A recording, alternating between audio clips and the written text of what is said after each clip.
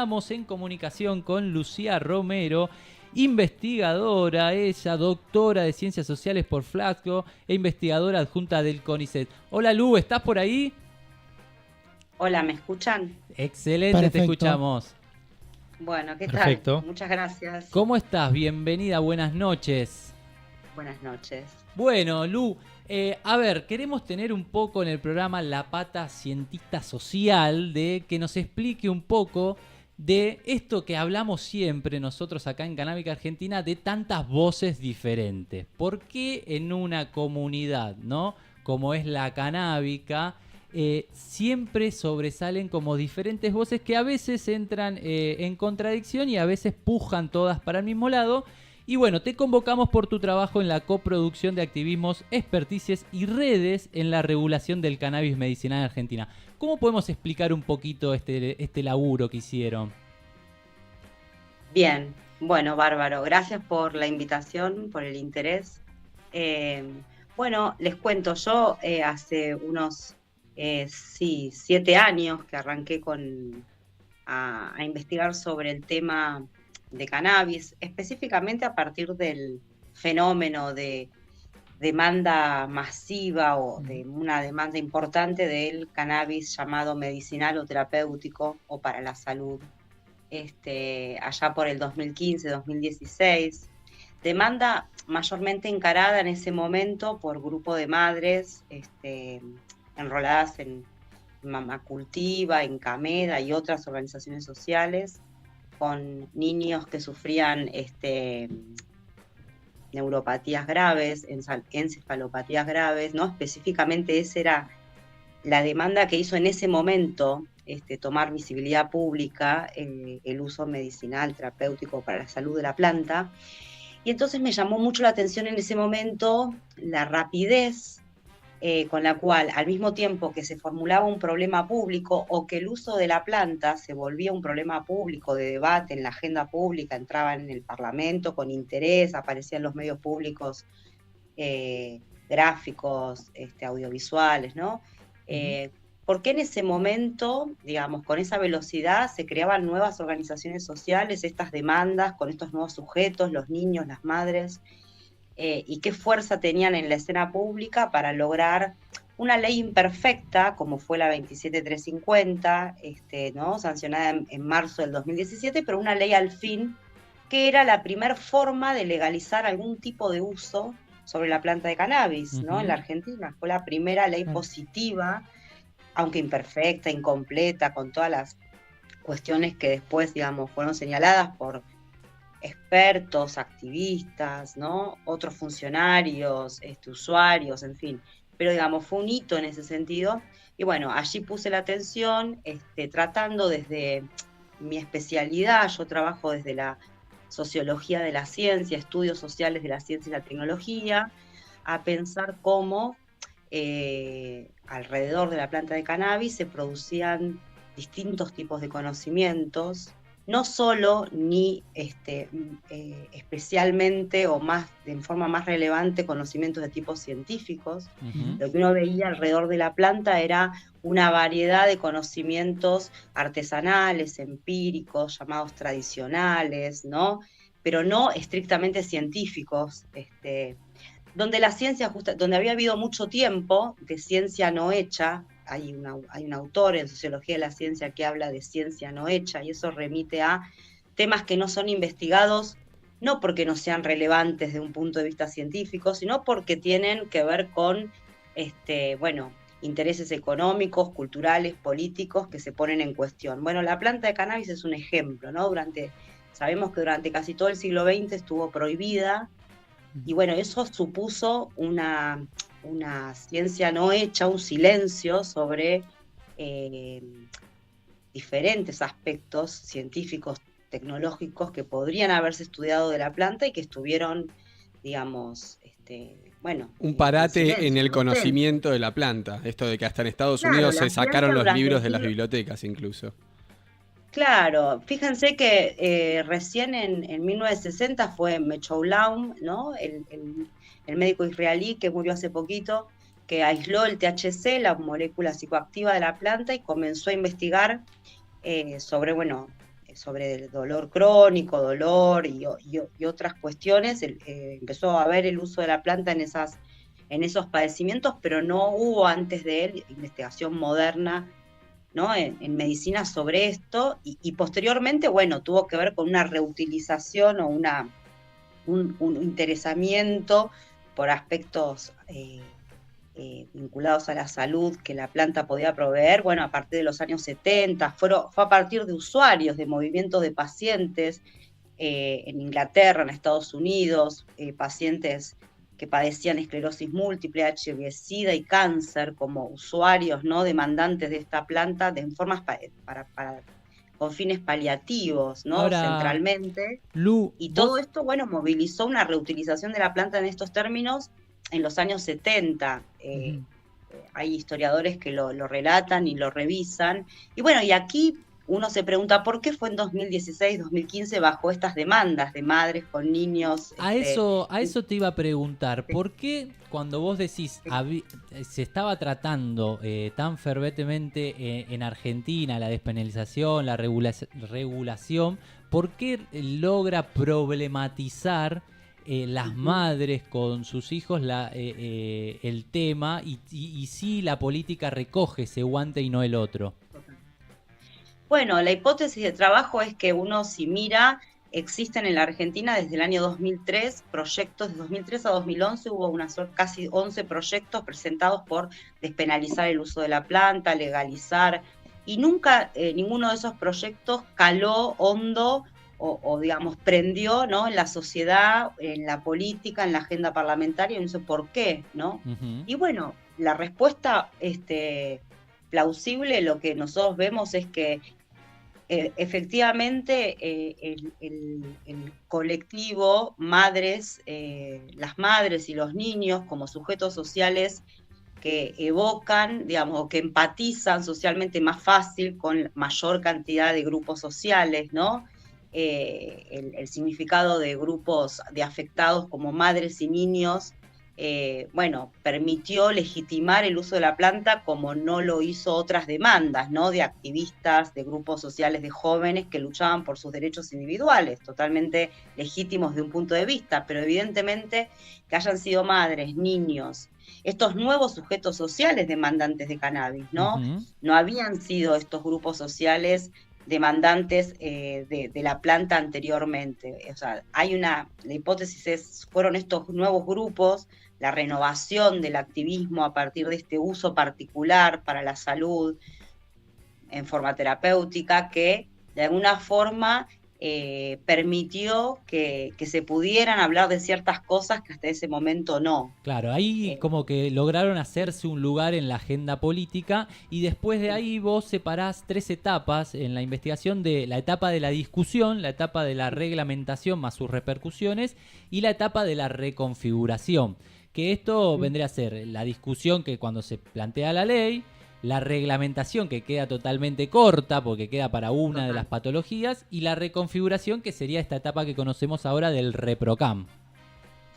Exacto. Nosotros ahí con Oscar Aguilar y Cecilia Díaz, que son 2 compañeros, Cecilia Díaz también es investigadora del CONICET, antropóloga, y tiene una tesis de doctorado muy linda, Cultivar la vida se llama, la recomiendo, la buscan por Google y la leen. Y Oscar Aguilar también es un tesista que está haciendo su tesis de doctorado sobre el tema. Trabajamos el proceso de la regulación y identificando, diferenciando estos 3 momentos, y justamente el último momento es el momento que va desde diciembre de 2019 a noviembre del 2020, cuando sale la resolución que reglamenta, digamos, que ordena lo que es el ReproCam. Y es ese último momento donde decimos que hay una coproducción o un intercambio, un ida y vuelta entre los grupos de expertos, investigadores del CONICET, investigadores docentes universitarios, funcionarios de organismos públicos y técnicos como el INASE, el SENASA, la ANMAT, la ANLAP, ¿no? Funcionarios políticos, abogados, con representantes de organizaciones sociales. Cuando en diciembre de 2019 cambia el gobierno de Juntos por el Cambio por Alberto Fernández, y también hay un cambio de autoridades en el CONICET, el tema toma una vitalidad, cobra una fuerza dentro del CONICET que antes de dictarse la pandemia suceden 4 reuniones donde efectivamente se da una hibridación, una mezcla de estos actores y también con sus conocimientos y sus intereses y sus demandas ahí en el mismo edificio del CONICET. Esto no había ocurrido antes, ¿no? Había habido rondas de reuniones, yo ahí hablo por eso menciono la noción, el concepto de red, o sea, yo lo que digo es que se va armando una red cada vez más densa, más formal, que la va armando una investigadora, pero que se van sumando diferentes grupos sociales, una red de experticias, porque justamente junta diferentes saberes acreditados, expertos, pero saberes también empíricos, artesanales, experienciales, llamamos conocimientos experienciales a esos conocimientos que son resultado de una percepción, una autopercepción de cuestiones que se corporizan, que pasan por el cuerpo, ¿no? Ese conocimiento experiencial que está en el cuerpo.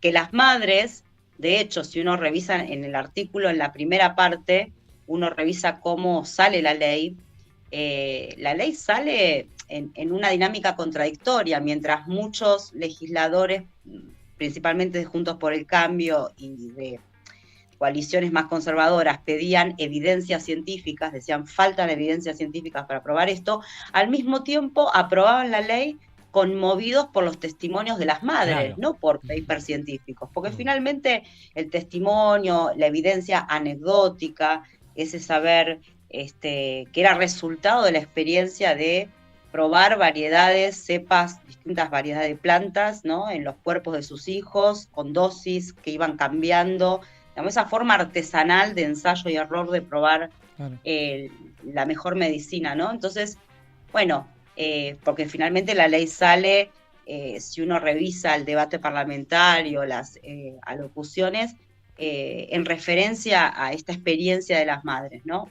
Sí, sí. Y sale muy cerrada la ley, digamos, ¿no? Con una patología muy limitada. Muy... Bueno, hay algunos que decían que sale como fíjense que se llama ley de investigación. Una ley de investigación, una ley que no resuelve ni trata el tema del acceso. El acceso queda absolutamente, digamos, negado en la ley. En la primera reglamentación de la ley, que sale en septiembre de 2017, el acceso al cannabis era vía importación de aceites. Claro, en ese momento era un trámite, ¿no?, de vía de excepción del ANMAT, y el único aceite que se estaba trayendo era el de Charlotte Web, que era el único que se podía traer, que además era caro, era costoso, y a la mayoría de los tratamientos no les era efectivo porque no tenía la combinación de cannabinoides, de terpenos que necesitaban en ese efecto séquito en el que estábamos acostumbrados por venir haciendo los aceites de manera doméstica, digamos. Nunca fue un genuino acceso. Totalmente, tal cual lo que vos decís. Ahora hay un chico, mira, yo doy clase vieron que con el crecimiento de esta temática como un problema público por derecho propio, sí, hoy existen más de 5 o 10 diplomaturas sobre diferentes aspectos de la planta en diferentes universidades nacionales argentinas desperdigadas por todo el territorio argentino, desde el norte al centro al sur. Yo doy en algunos diplomas, uno de ellos es Quilmes, y allí hay un estudiante que viene de antes, un uruguayo, y contaba esta cuestión que hoy en Uruguay muchas organizaciones de padres, él está estudiando esto, va a hacer su tesis sobre esto, organizaciones de padres que bregan por el uso de la planta para problemas de salud de sus niños, recurren a los clubes de cultivo, que sí están reglamentados en Uruguay, no como acá, que la ley en Uruguay sí los contempla, recurren a los clubes de cultivo y no a los aceites que están sí ofreciéndose en farmacias por vía de también producción más industrial, porque no les resulta, por esto mismo que vos decís. Ahí hay una cuestión, sí, importante de diferenciar. Por eso las madres nunca quisieron resignar el autocultivo, y el autocultivo estuvo planteado desde el primer momento en el proyecto que movilizaba en la Cámara de Diputados y Senadores por entonces no era Frente de Todos ni Unión por la Patria, era el peronismo, digamos, con diferentes versiones, pero ya había una propuesta de cultivo doméstico, de un registro, de armar un registro. Bueno, eso en la ley no pasó, tampoco pasó en la primera reglamentación, y fue lo que en la segunda reglamentación sí se trabajó. Les decía en ese artículo, contamos cómo en pandemia, ya en marzo del 2020 no nos podíamos juntar, pero de forma virtual. Yo participé realmente en ese punto con reuniones casi semanales, en las cuales circulaban los borradores de lo que era esa segunda reglamentación, donde investigadores del CONICET, representantes de organizaciones sociales, no solo la de las madres, ahí había ya organizaciones sociales canábicas más tradicionales, reconvertidas en algún aspecto con este uso de la salud, pudiendo meter mano, pudiendo discutir propuestas, o de las limitaciones, los alcances. Y bueno, yo creo que el ReproCan existe justamente por eso, porque fue una política pública armada, muy palanqueada por representantes de organizaciones de la sociedad civil, digamos. Si no hubieran tenido la presencia que tuvieron, no hubiéramos tenido ReproCan. Exacto. Por más que frente al programa de cannabis estaba Marcelo Morante, un médico con una mirada innovadora, una mirada amplia, un tipo... Pero bueno, él, justamente porque era así, permitió que el Consejo Consultivo Honorario funcionara durante la pandemia y los siguientes años, revisando el ReproCan, la propuesta de incluir a las ONGs como posibles, ¿no? Autorizadas a tener un registro. Un botón especial para las ONG. Ahora, Lu, para ir cerrando ya, ¿te animás a cerrar con algo cortito de post-reconfiguración? Post-reconfiguración, ¿cómo ves el movimiento ahora? O lo que tenías ahí guardado, ¿qué tenés? No, dos cositas. Dale. No, ahora nosotros, dos cositas. También desde la pandemia y esta red que se armó en el CONICET, RACME, Red Argentina de Cannabis Medicinal, tiene una página web, pueden chusmear ahí, hay trabajos colgados. Se armó una comisión de ciencias sociales, como comisiones de otras disciplinas. Ahí hemos hecho trabajos de encuestas, los pueden encontrar en la página. Un espacio como colaborativo también. Ahí también en esa comisión éramos investigadores del CONICET, pero también había representantes de organizaciones sociales trabajando, coproduciendo, por eso coproduciendo entre ambos mundos conocimientos sobre el tema. Y me parece que ahora está todo muy parado. Las organizaciones sociales te están sufriendo también, como todos. La malaria, digamos, se nota en las asociaciones, en los aportes, la gente está como también, hay una malaria así como generalizada. Sí. Sí, hay como están sobreviviendo, están sobreviviendo, ¿no? Esa es la... pero bueno, lo otro último es decir que la Universidad de San Martín, la semana el jueves 5 de septiembre a la tarde, va a haber una charla sobre cannabis y cáñamo, investigación, desarrollo e innovación, escenarios futuros. Va a haber un panel donde va a estar Carla Aricio del INTA, Emilio Aberger de Doing Cana y Diana Barrenechea de Proyecto Cáñamo. Yo voy a moderar esa mesa y bueno, están todos invitados. Es una en la UNSAM, en el campus, en Avenida de 25 de Mayo 1169, a las 14:30. Ahí estamos, que, bueno. Un poco para poner el tema y que no se pierda. Queda la invitación y obviamente vamos a seguir hablando porque también las ciencias sociales tienen mucho para contarnos sobre lo que es el movimiento canábico. Lu, te agradecemos mucho por estar con nosotros, por conectarte y nada, nos estamos hablando en cualquiera de estos jueves. Dale, buenísimo. Saludos para todos. Beso grande. Chau.